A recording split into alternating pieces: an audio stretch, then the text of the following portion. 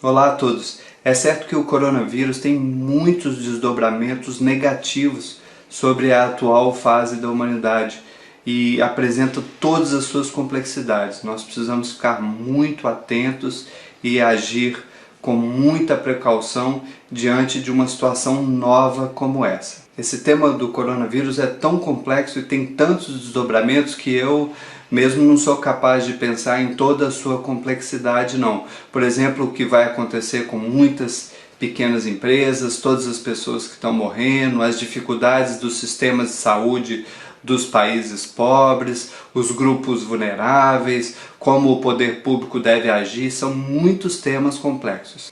Agora, no entanto, nós também podemos e devemos utilizar essa experiência que é única na história da humanidade para pensar o futuro da humanidade. É a primeira vez, basicamente, que globalmente estamos parando as economias por algumas semanas em prol de uma outra prioridade, como agora é o caso da saúde pública. E isto é muito novo. Desde a Revolução Industrial, mais ou menos quase 300 anos, a gente segue um modelo hegemônico econômico que é produzir e consumir, produzir cada vez mais. A economia tem um mantra que a gente já ouve há esses séculos todos aí, que é: precisamos crescer as economias, precisamos crescer as empresas, os PIBs e os salários das pessoas. Esse é um mantra que nos orienta a trabalhar dia após dia em prol dessa economia da produção e do consumo excessivos. Agora, eu aproveito esse momento para fazer uma reflexão sobre o futuro da humanidade, sobre construção de sociedades sustentáveis que tem um modelo econômico diferente do atual, que propõe apenas crescer indefinidamente em detrimento de todas as outras áreas da vida humana e do próprio planeta Terra. Há um consenso entre cientistas da área, educadores ambientais e muitos outros profissionais que as mudanças climáticas têm uma relação direta com a ação do homem no nosso planeta. Há mais ou menos aí, desde a Revolução Industrial, há quase 300 anos, que o ser humano passou a transformar intensamente toda a face da Terra e passou a privilegiar essa ideologia do progresso que prevê o crescimento indeterminado das economias, colocando as sociedades e as pessoas a girar numa roda infinita em prol dessa produção excessiva de bens e desse consumo desenfreado. O fato é que toda vez que nós produzimos alguma coisa, que nós consumimos alguma coisa, há um impacto ambiental sendo gerado lá na indústria. Então, quanto maior o nosso consumo, maior o nosso impacto ambiental no planeta. Antes da gente sair atirando pedra nos outros países, nas empresas, ou nas pessoas, no vizinho, no consumo, é importante a gente fazer um exercício muito interessante, que é o exercício da pegada ecológica pessoal, que mostra qual é a sua correlação com a crise ambiental no mundo. Quando eu, que já sou educador ambiental há muitos anos e já trabalho para ter um consumo muito mais consciente, menos agressivo ao meio ambiente, mesmo eu, após todas essas reflexões, quando eu faço a minha pegada ecológica, ela dá quase 2 planetas Terras. Ou seja, se todo mundo consumisse igual a mim, Júlio, educador ambiental, a gente precisaria em torno de 2 planetas Terras. Eu vou colocar o link aqui embaixo para que vocês possam calcular as suas próprias pegadas. É claro que no meu caso, se eu, por exemplo, vivesse em uma cidade que tenha transporte público de alta qualidade e eu pudesse trabalhar de transporte público, a minha pegada ecológica seria equilibrada. No entanto, é muito importante que a gente faça esse tipo de exercício para a gente entender a correlação entre consumo e impacto ambiental. Então, um dos grandes objetivos que a gente precisa ter com relação à sustentabilidade é reinventar o nosso modelo econômico, porque esse é um modelo econômico que oprime tanto as pessoas, gerando uma desigualdade social constante, e oprime também o próprio planeta Terra.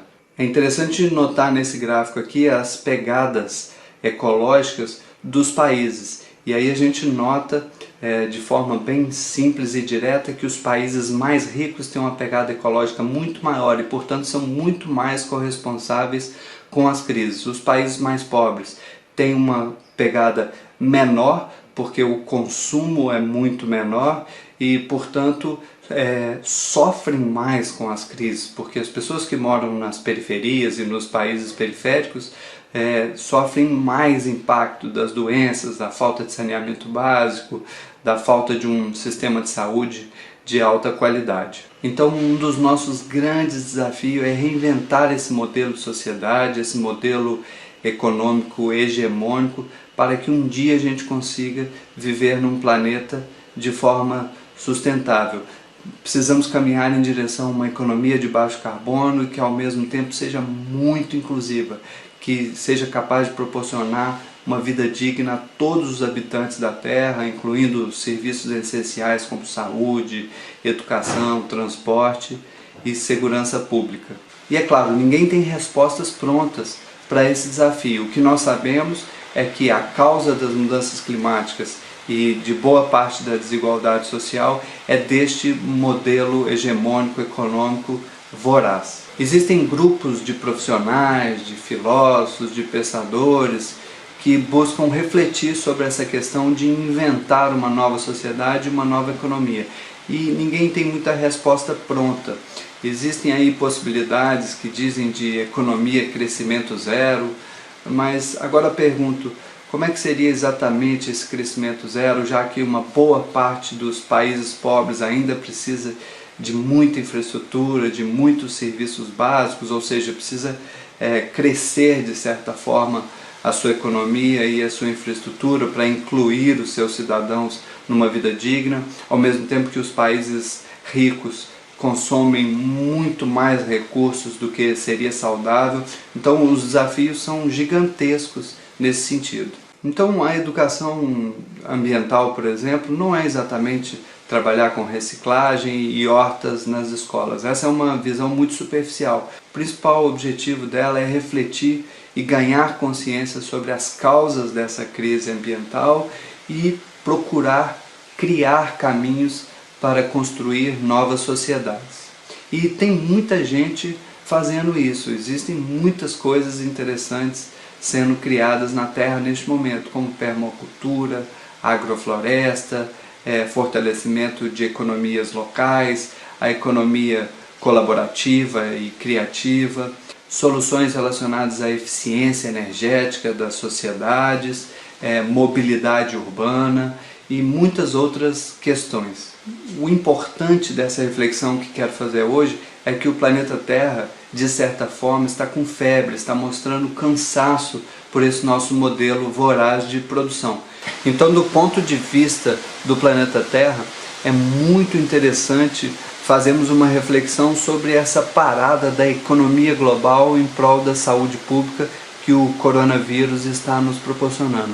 Primeiro, globalmente é a primeira vez que a gente faz esse tipo de parada, e isso está sendo possível a partir dessa sociedade em rede, a partir dessas novas realidades de um mundo muito mais conectado. Agora, essa reflexão sobre esse descanso para a Terra é muito necessário, e não é só para a Terra não, até mesmo para as pessoas que estão exaustas aí com suas rotinas super atarefadas. É nesse sentido que existe uma educação ambiental do coronavírus. Nós temos aí então uma oportunidade única de refletir sobre essa parada da economia em prol da saúde pública e também pensar sobre esse descanso que estamos dando ao próprio planeta Terra.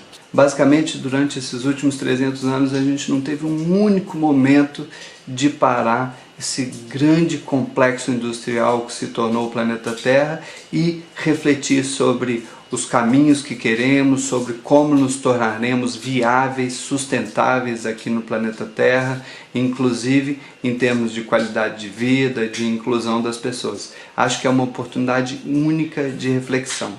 Espera aí, só um minutinho, ainda não desliga esse vídeo não. Dá um joinha aqui embaixo, compartilha para que esses conhecimentos possam chegar a mais pessoas e essas reflexões possam atingir um grupo maior e que a gente possa dialogar sobre a sala de aula de hoje em dia, as transformações necessárias e a pedagogia que queremos para um futuro próximo.